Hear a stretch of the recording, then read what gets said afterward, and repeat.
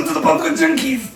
Yay! Say hello. Hello! Popcorn Junkies. Out there. So we are reviewing Thor, Love and Thunder, the new Taika Waititi Thor film, Marvel Cinematic Universe. The fourth Thor film, but the second Taika Waititi Thor film.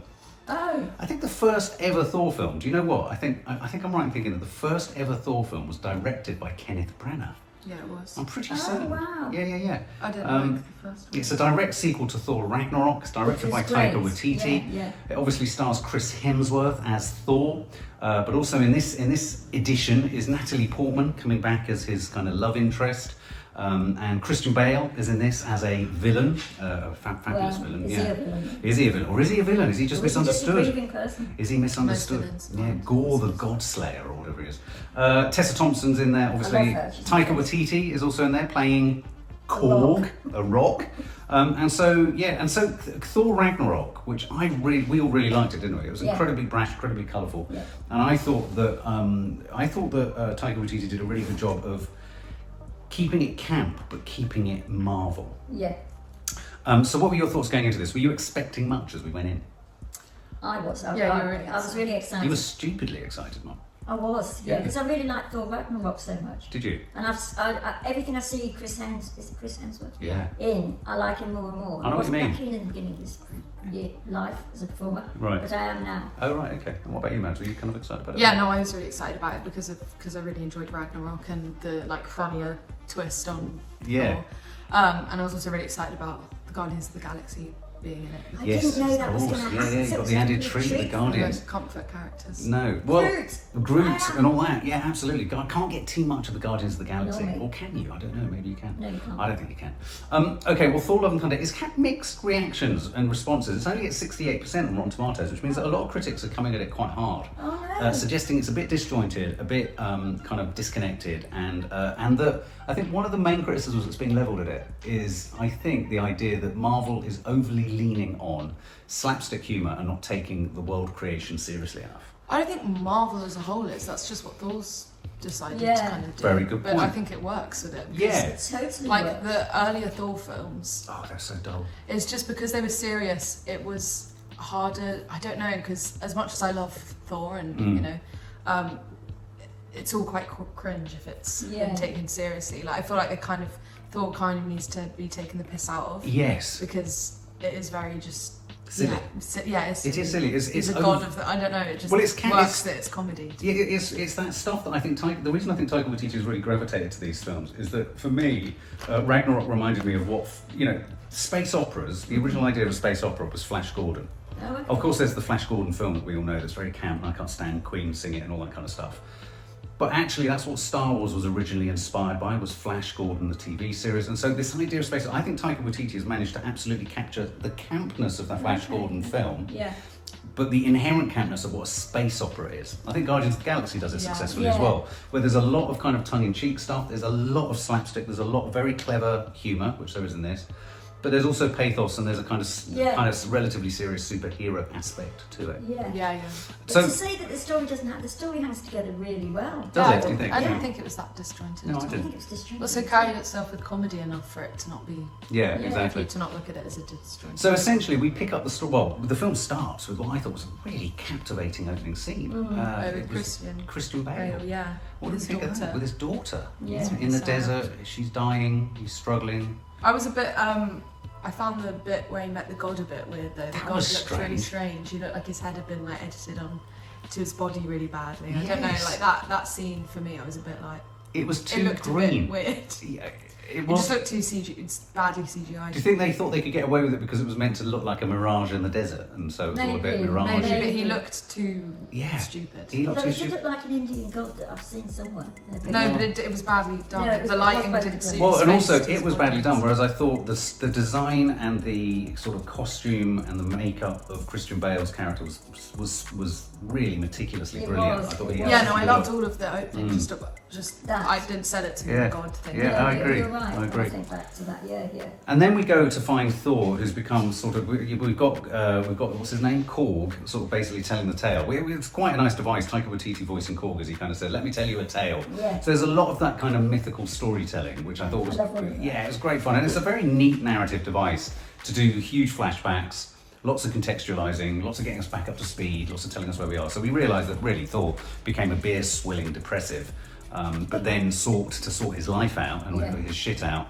And there was that wonderful scene at the beginning where he was in a baby carrier with a little hammer. Do you remember? Baby Thor going into battle. And then we suddenly find him fighting with the Guardians of the Galaxy. Yeah. And what do we think of that? What was it like seeing them all again? It was so nice. I wish they'd been in it more. I wish Drax had said something. Oh, that's true. He was quite funny with his, if you looked at Yeah. But it made me think, I want another film with them in it. Well, that's good because it's coming. But it's going to be the last one. But it's going to be the last one ever. It's going to be the last one ever. We are also introduced to Natalie Portman. Natalie Portman, who obviously was his love interest, is his love interest. They obviously split up, but interesting narrative device is that she's dying of cancer, or she's struggling with terminal cancer. What did we think of that? Did you enjoy the addition of Natalie Portman into the mix? I didn't like her character that much in the first Thor movies either. She kind of just... She was a bit of a carryover from boring Thor.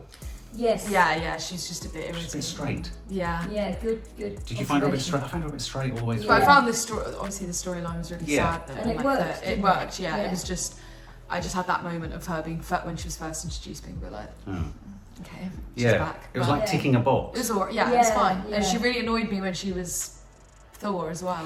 Yes. Oh, you didn't like her at all. No, I didn't like the fact that she was like the female Thor. I don't know, it just annoyed me. Actually, I know what you mean. And I tell you what I didn't like as well. And she was like so immediately cool that it was like, now I've got your like. I've got your hammer. So give him his hammer back. I felt a bit proprietorial about his fucking That's hammer. what I mean. I felt like I was him. Yeah. I was annoyed about it in that way. Natalie, just give him his hammer back. Yeah. And then of course he's got his axe, hammer axe. Yeah. But that.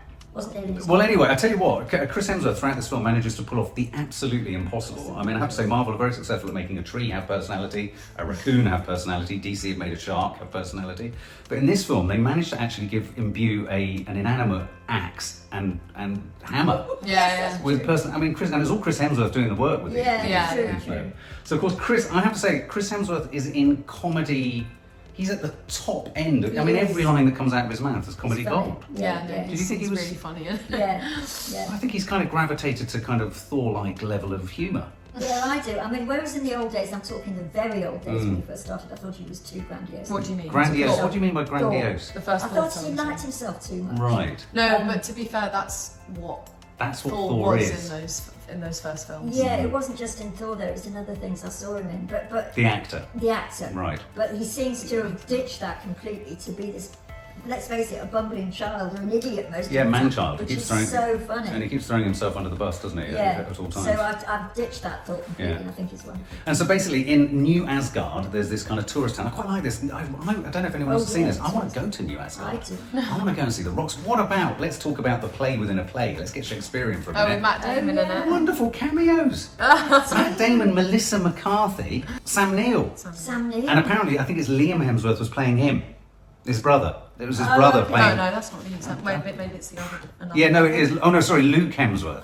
Luke Hemsworth plays actor Thor, so it's his brother plays him, and then you've got Matt Damon in it. And I love that. I thought that was just that tickled me. Yeah, it was funny. So funny. It's one of those films that every single scene you feel there's something that you're missing, don't you? Yeah, you feel that there's something in the background. You've got to see Matt Damon in the dark wig, shaggy wig, to really like it. But being really actually. It's so funny. Really, I really think, and if there was one thing I was slightly missing by the end of the film was I was hoping I thought they were going to return to the play that they were talking about. So then it's established that. So what do we make of Gorr the God Slayer?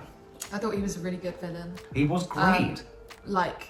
Just another Marvel villain that had a really good, not good reason for what he was doing, but I don't know, it was just a really layered. Layered and he's a committed performer. Well, he's a committed performer, but also his malevolence and his evil was born. And this is what I like about this kind of villain in Marvel, is that like Thanos, though obviously none of us agree with the idea that you click your fingers and you kill off. There's a microscopic thought in there, that kind of it's there's not a truth. Just crazy evilness for no reason, and it's just straight flat out There's a Obviously rationale. what Thanos did was evil, but it's like if you were to think with his mind, you could go, okay, that makes sense. Like Yes. I can see why. Born you would out think of like love. that. This was, This yeah. was, No, yeah, Thanos Thanos was. was, yeah, this Yeah. one. But yeah, Gorr the God Butcher. So really, he's on a rampage. He essentially, Christian Bale plays a serial killer who's seeking to kill as many gods as possible. Because Yeah. as he sees it, the gods, a little bit like Nanny Thelma would say, Yeah. the gods don't give us a fair world. No, And I think he's kind God's of unfair. right. I think he's kind of right. Do you? Yeah, I do. Now, Mum, you were sobbing uncontrollably at one point in this film, Yeah, principally it's around already Christian been Bale. Well, that's the end, yeah. Right, of But, course. Yeah, no, because he was so, I mean, his poor state of affairs, his Yeah. poor daughter, yeah. who became alive, but Yeah. we didn't know. And I think it adds such an extra layer to a kind of a superhero film when your villain is driven by essentially his dead daughter, the love for his daughter, Yes, a sense of of course loss. it And I thought that was much richer to have that aspect to him. Yeah, Tessa Thompson, the love Valkyrie. her. What do you think of that? See, I can give or take Tessa Thompson. oh, I can't, I'm totally. I love her. She's also so gorgeous. She's Same beautiful. with her. I almost couldn't.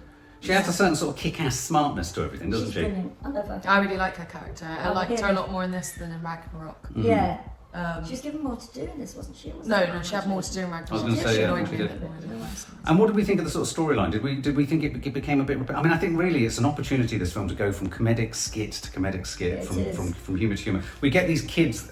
These kids are kidnapped from. I quite like the idea of kidnapping kids Yeah. because, well, no, I don't literally like the idea of it, but I quite liked it as a device. Yeah, Excuse me. what you say. Excuse me. Because it reminded me that when they were taken from New Asgard, it was like the child catcher. Yeah. Yeah. Yeah, What did you think of that? Yeah, I was thinking of who's the guy, Pied Piper of Hamelin. You know that idea of a guy going along with a whistle and all the kids following that. Yes, Remember yes, that? it was very like that. Yeah, Yeah, no, the thing I feel with the criticising the storyline, it's quite hard for any superhero film to be completely rich in its storyline because It's ridiculous. yeah, and Yes. it is going to get a bit complicated and a bit disjointed at times. I think it would be pretty impossible to get like a completely clean and rich yeah, storyline in a big superhero film like this. And I thought, I mean, this is like what I would describe as a disjointed superhero film is Doctor Strange Multiverse. This was yeah. this was Entirely agree. disjointed, like. Entirely agree. I thought there were definitely like, you know, parts where it kind of might have repeated itself a bit, or like the kid thing, we didn't need to go back and forth from it as much as we did maybe, but it was nothing that made me sit there and go, oh, this is being like, this is disjointed or this is repetitive. I totally agree. I think it's a totally It unfounded. wasn't a noticeable. I think it's a totally unfounded criticism, Yeah. and I think once again, I hate to say it, I always smell a rat. I can always feel I can sense with the critics when they've pre-decided whether they're going to like something or not. Yeah. And for some reason with this one, they've pre-decided. It's unashamedly breezy, Yes. silly. Yeah. Yeah. It doesn't take itself seriously No. whatsoever. Almost has what I would say a healthy disregard for all the rules. Yeah, the, yeah. You know, the Marvel Cinematic Universe. I mean, if you think of even the creatures they were shooting with the Guardians of the Galaxy, Yeah, yeah, stupid yeah. little hairy things screaming. Yeah. It was just very silly. Oh my god, the screaming goats. Let's talk about the screaming goats. It was so It's funny. It totally was such generous to sort of have the idea that it wasn't, it was too silly, because that was the whole point of No, it. I agree. Yeah, yeah. What did you think of the screaming I goats? love the screaming goats. I want a scream. It was want- such a I good want scream several. sound. Oh my god! It was just like every now and then you would just hear. They're Yeah. screaming their way around the universe. And there are some apps. I mean, it's brilliantly written. It is Yeah. comic genius, including the one line. I think your arm is in Valhalla. Yeah, A woman has yeah. lost her arm, but you only go to Valhalla if you die on the battlefield. But because Like, she's well, lost at her least arm, maybe your arm's at least in maybe your Valhalla. arm's in Valhalla. Yeah. I mean, they come thick and fast and fast. Very thick and fast. I loved it. Now, one of the big Yeah, it's sorry. it's one of those where it's like you can't laugh too long at one of the jokes, otherwise you'll like miss the next Exactly, one. there was Yeah, one it's point, Mum, true. where you asked for my Diet Coke and I nearly chopped your arm off because it was in the Okay. middle of what was clearly developing into a very funny I scene. don't mind it. You go to Valhalla. Yeah, exactly. A major set-up scene or set piece, which I thought was particularly amusing, was the visiting the Hall of the Gods. Zeus. Oh, yeah. Zeus. Let's Oh. talk about Zeus. Oh my god, it was so good. Hammered with that. Russell Yeah, Crowe? I know. Yeah, Russell Crowe. Oh my god, he was so good as Zeus. He was He's so good. I mean, he I wasn't expecting it to No. that at all. You know? No. Because he's in the trailer, isn't he? So you know that sort of Kind of first forgotten thing. the trailer. Yeah, but Where it's we very, say- very brief because there's the moment where Thor goes naked, and Yeah, that for me, I that thought, well, that's going to be the focus of the Yeah. scene. But Russell Crowe totally No, but even steals like it. him being naked, it was still like like it was still funny. Yeah. It wasn't like the classic every superhero film needs to get in. I mean, it was, but Yes. like every superhero film has to get in that like topless, muscly man Yes, shot. yeah, But yeah. they still made something funny out of it. But you also noticed a curious tattoo, didn't you? On it was like R.I.P. Loki. Oh, really? Which I He love. had like a back tattoo, massive back Oh, tattoo, and loads of right. other stuff in it. It was like Loki's helmet. It was like R.I.P. Loki. Oh, bless him. So he does really have a soft spot for his brother. But then, so Russell Crowe plays Zeus. He has the most fabulously, I mean, apologies to anyone who's Greek who's watched it, but he sounds incredibly Greek to me. Yeah. He has a sort of a kind of cool Greek disregard for the world and everything. A souchant, yeah. But what about when he appears in his tutu? He walks down, So notice his funny. little what's it Tunic. called? Yeah. Little And if it was the way he tunic, held it up to go Yeah. down the stairs. And what about his bit with his throwing Then his Oh arm my up, twisting it, and then his Exactly. God, yes. It's just when everybody's laughing at him for his. But what I loved about it was sometimes I'm always willing, a little bit like in The Unbearable Weight of Massive Talent. You think they never prolong a scene that's funny for long enough. There's always a bit more in it. But like the LSD scene I'm talking about in that went on brilliantly. It delivered so much. I thought his arrow pyrotechnic were brilliant. His lightning bolt tricks. Yeah. They just took perfect it amount of time. Yeah, they took it the extra yard. So And you could see the producers almost putting it to him. He's saying, "Now do what?" Yeah, now do yeah, what," yeah, And then yeah. he bought it from. because you know Taika Waititi was shitting himself. Apparently he said he was really petrified about directing Christian Bale and Russell Crowe because of their method.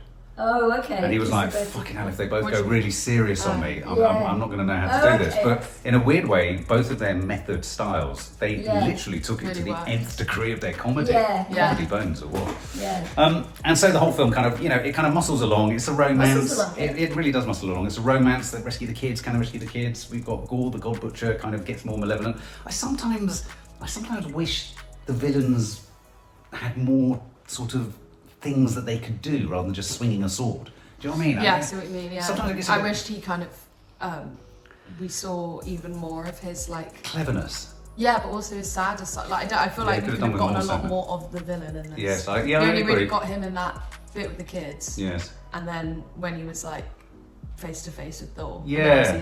He was so much starting. more than the battle scenes. And Yeah, I that- just thought yeah. that there could have been a lot more. Like they could have gone into his character a lot more than Yeah. they did. Yeah. Because I it thought had just right. Actually. No, because Did his you? character had so Yeah. much more. No, I even agree. More potential I wanted that they even could have more. I explored. wanted even more. I mean, they've shot. Apparently, there are. Lena Headey, the woman from Game of Thrones. She shot an entire character. So much has been cut from this film. I don't know if Oh, it's been really? heavily edited in post, but there's all sorts of stuff that's hit the cutting room floor.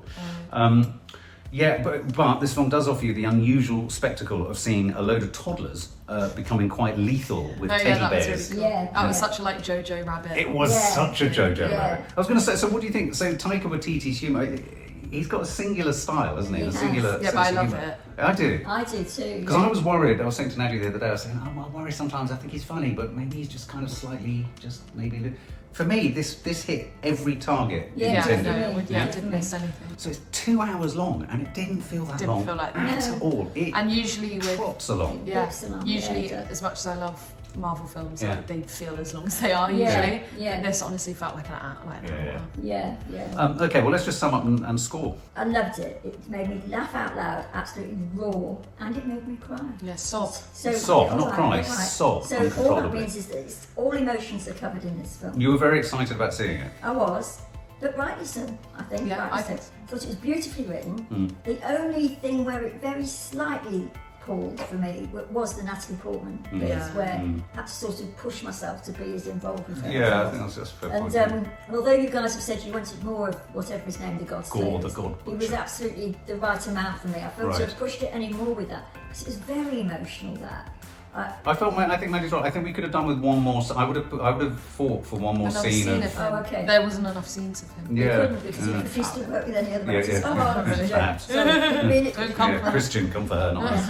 no, I love him. I love him. Yeah, don't worry, he's not coming for you. No, okay. So I didn't even know it was. I saw it was written by Taika. Taika. Taika. Taika, not Yes. Tiger. You said Taika. Tiger. What is it? Taika. Taika. How do you spell it? Taika. Oh, Taika. Sorry. Have you sorry, been saying Taika. Tiger with TT All all the this time. Oh yeah, no, Taika. Taika Yeah. Waititi. Yeah. I knew that he was the Rock. Yeah, Yes. yeah. But anyway, it's Korg. really worth going to Korg's see. one of my favourite. Korg is great. characters, I think. Korg is great. Yeah. So what are you rating it? Hold on. 94. Out of 100. Alright, Yeah. no point, weird numbers. purely because of the Portman bit of the Portman character. I was as excited as Nan about this, but I was really excited about seeing it just because, to be honest, like one of the main reasons I'm so excited about it is, first of all, I love Chris Hemsworth as Thor, and he's hilarious now. But I was really excited about Guardians of the Galaxy, even though we didn't end up getting much of them. It was still nice to see them and everything. I enjoyed it literally from start to finish. It was just, I didn't think it was disjointed, or I felt like it was it kind of actually really stuck to its storyline. Managed to keep it funny throughout. It wasn't actually a very confusing superhero film either, because I feel like so many of them, especially recently, have just been that bit too, just like, especially after Doctor Strange, there was just so many words we don't understand. It was just really nice to kind of understand everything that was happening. I entirely agree with that. But at the same time wasn't like simple and boring. It was just a really good storyline, and I loved the villain in it. I love a like misunderstood villain that's actually not that bad a person. And I thought everyone in it was great. Natalie Portman was like my only problem with it really, but even then it was like I got over it. It was more just when it first started, I was like, I agree. But aside from that, literally I enjoyed it from start to finish. So I think I would rate it 95. Oh wow! What did you give it? it? 94. Oh, okay. I agree. I think I'm really pleased you reminded us, Maddie, of Doctor Strange, because Doctor Strange, not only was it for me such a mess, but it also kind of made you feel slightly incapable as a viewer, because it was demanding you to know so many aspects of the Marvel Cinematic Universe that all plugged into each other. Which works for some people. But absolutely, it works for some people. But what I loved about this was it was part banging Marvel, but it wasn't asking me to connect everything to everywhere, apart from the whole Natalie Portman thing. But even then, that was easily done. It was easily got over. I thought, in a sense, the device of Taika Waititi voicing Korg to give us that, I thought it was a really neat way, because of course they're looking at ways to bring in new, you want a complete experience so that you haven't seen the film before. For me, I think you don't have to have seen the other films. I think if you want double indulgence and double fun, watch Thor Ragnarok and then this. But if you haven't seen Thor Ragnarok, you don't need to. Go and see this, because the Korg character gets you right up to speed, and in a very funny way. To be honest, I don't remember much from Thor Ragnarok. It's been ages since I've seen it, and it was still fine watching. Exactly.